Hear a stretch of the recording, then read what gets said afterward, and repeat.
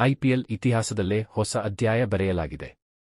14 ವರ್ಷದ ವೈಭವ್ ಸೂರ್ಯವಂಶಿಯ ಚಮತ್ಕಾರದಿಂದ ಇಡೀ ಕ್ರಿಕೆಟ್ ಜಗತ್ತು ಅಚ್ಚರಿಗೊಳಗೊಂಡಿದ್ದು, Rajasthan Royals versus Gujarat Titans ನಡುವಿನ ಆ ಪಂದ್ಯದ ಎವ್ರಿ ಮೊಮೆಂಟ್ ಕೂಡ ಗಮನಾರ್ಹವಾಗಿದೆ. ಮೊದಲು ಟಾಸ್ ಸೋತು ಬ್ಯಾಟಿಂಗ್ಗೆ ಇಳಿದಿದ್ದ ಗುಜರಾತ್ ಟೈಟಾನ್ಸ್ ನಾಯಕ ಶುಭ್ಮನ್ ಗಿಲ್ 84 ಮತ್ತು ಸಾಯಿ ಸುದರ್ಶನ್ 39 ಅವರು ಮೊದಲ ವಿಕೆಟ್ಗೆ 93 ರನ್ ಜೊತೆಯಾಟದಿಂದ ಭರ್ಜರಿ ಆರಂಭ ನೀಡಿದರು. ನಂತರ ಜೋಸ್ ಬಟ್ಲರ್ 25 ಎಸೆತಗಳಲ್ಲಿ ಅಜೇಯ 50 ರನ್ ಬಾರಿಸಿ ತಂಡದ ಮೊತ್ತವನ್ನು 209 run ದಾಟಿಸಿದರು. Mahish ಪತಿರನ 2 wicket, Jofra archer ಮತ್ತು ಸಂದೀಪ್ ಶರ್ಮಾ ತಲಾ 1 ವಿಕೆಟ್ ಪಡೆದರು. ಪಂದ್ಯದ ತಿರುವು ಇಲ್ಲಿಂದಲೇ ಶುರು. 210 ರನ್ಗಳ ಗುರಿಯನ್ನು ಬೆನ್ನಟ್ಟಿದ ರಾಜಸ್ಥಾನ ಆರಂಭಿಕರಾದ ವೈಭವ್ ಸೂರ್ಯವಂಶಿ 101 ರನ್ 38 ಎಸೆತ ಮತ್ತು ಯಶಸ್ವಿ ಜೈಸ್ವಾಲ್ 70 ರನ್ 40 ಎಸೆತ ಅವರಿಂದ 166 ರನ್ನ ಚಮತ್ಕಾರಿಕ ಜೊತೆಯಾಟ.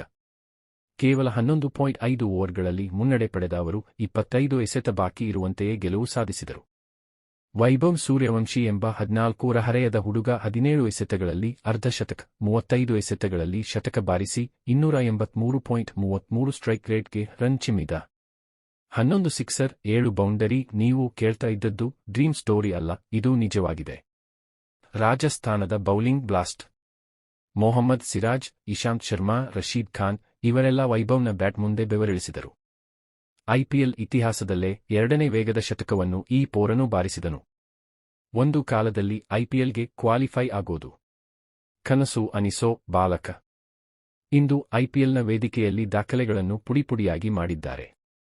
ಈತನ ಪ್ರತಿಭೆ ಇಡೀ ದೇಶವನ್ನೇ ನಿಬ್ಬೆರಗಾಗಿಸ್ತು. ಇದು ವೈಭವ್ ಸೂರ್ಯವಂಶಿಯ ಕ್ರಿಕೆಟ್ ವಿಶ್ವರೂಪ. ಐಪಿಎಲ್ ಇತಿಹಾಸದ ಭಾರತೀಯರಿಂದ ಅತಿವೇಗದ ಶತಕ ಮತ್ತು 14 ರ ಹರೆಯದವರಿಂದ ದಾಖಲೆಬದ್ಧ ಪ್ರದರ್ಶನ. ಈ ಗೆಲುವಿನೊಂದಿಗೆ ರಾಜಸ್ಥಾನ ರಾಯಲ್ಸ್ 10 ಪಂದ್ಯಗಳಲ್ಲಿ 3ನೇ ಗೆಲುವು ಪಡೆದು 6 ಅಂಕಗಳೊಂದಿಗೆ 9ನೇ ಸ್ಥಾನದಿಂದ 8ನೇ ಸ್ಥಾನಕ್ಕೆ ಏರಿತು. ಆದರೆ ಗುಜರಾತ್ ಟೈಟಾನ್ಸ್ ಈ ಸೋಲಿನಿಂದ 12 ಅಂಕಗಳೊಂದಿಗೆ 3ನೇ ಸ್ಥಾನಕ್ಕೆ ಇಳಿದಿದೆ. ಇಂಥ ಅದ್ಭುತ ಪಂದ್ಯಗಳನ್ನು ನೀವು ಮಿಸ್ ಆಗಬಾರದು. ವೈಭವ್ ಸೂರ್ಯವಂಶಿಯ ಕ್ರಿಕೆಟ್ ಪ್ರವೇಶದಿಂದಾಗಿ ಇಡೀ ಲೀಗ್ ಕಳೆ ಬದಲಾಯಿಸಿದೆ. ಈ ವಿಡಿಯೋ ನಿಮಗೆ ಇಷ್ಟವಾದರೆ ಲೈಕ್ ಮಾಡಿ, ಕಮೆಂಟ್ ಮಾಡಿ, ಈ ಬಾಲಕನಿಗೆ ನಿಮ್ಮ ಆಶೀರ್ವಾದ ಕಳಿಸಿ ಮತ್ತು ಇಂತಹ ಇನ್ನಷ್ಟು ವಿಡಿಯೋಗಳಿಗಾಗಿ ಸಬ್ಸ್ಕ್ರೈಬ್ ಮಾಡೋದು ಮರೆಯಬೇಡಿ.